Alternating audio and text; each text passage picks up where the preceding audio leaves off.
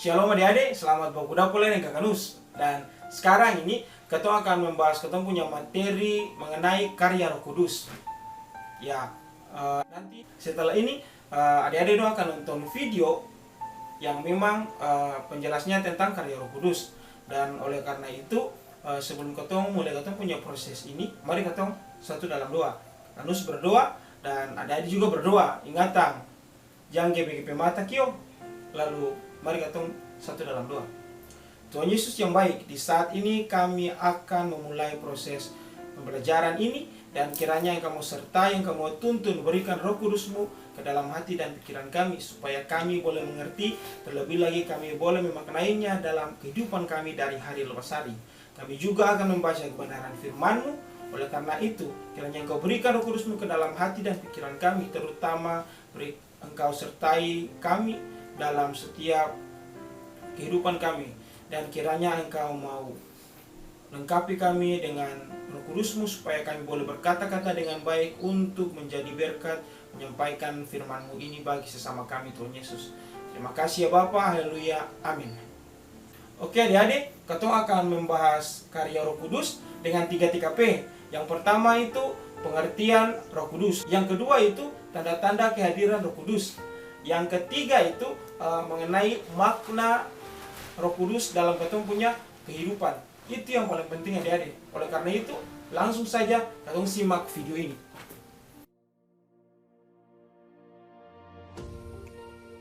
Jadi dalam Alkitab itu, kata roh itu berasal dari bahasa Ibrani, ruach, dan dalam bahasa Yunani pneuma. pneuma. Keduanya memiliki arti yang sama, yaitu angin, nafas, dan juga daya. Jadi, Roh Kudus itu roh yang berasal dari Allah dan mempunyai kekuatan. perjalankan atau misi. Tanda-tanda Roh Kudus itu yang pertama, angin. Api, bahasa, Burung merpati. Jadi angin tuh akan pung arti Roh Kudus tuh katong saya bisa pegang dan katong saya bisa lihat.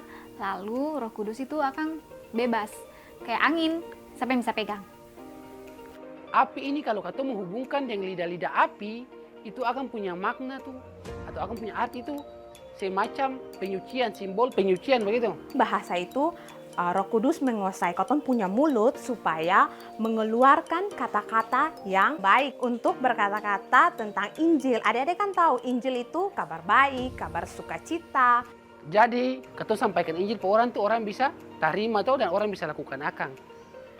Jadi burung merpati maknanya itu ketulusan, kesucian, keikhlasan. Jadi nilai-nilai inilah yang terkandung di dalam pengertian Roh Kudus.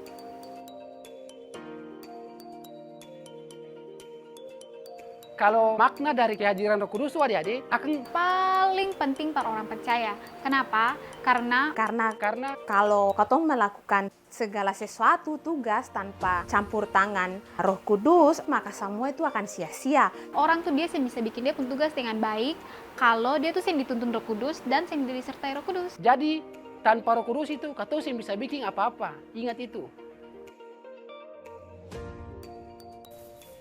Nah, adik-adik, tadi tuh adik-adik sudah lihat, adik-adik sudah nonton video sebelumnya tadi, dan oleh karena itu semoga video itu dapat bermanfaat bagi adik-adik, terkhususnya dalam pertumbuhan iman adik-adik, dan kiranya adik-adik dapat melakukan segala sesuatu, tetapi harus minta juga tuntunan Roh Kudus. Dan oleh sebab itu, kita akan berpisah. Sampai jumpa di materi berikutnya. Tapi sebelum itu kita berdoa dulu. Mantap.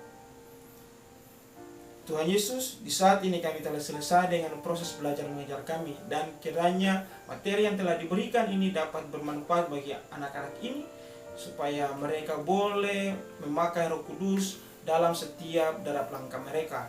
Dan oleh karena itu, kiranya Engkau berkati kami dengan kasih karunia daripada Engkau. Kiranya kasih karunia dan damai sejahtera yang bersumber daripada Allah Bapa mau tinggal menyertai, menjaga, menaungi semua kami hari ini terus kekal sampai selama-lamanya. Amin.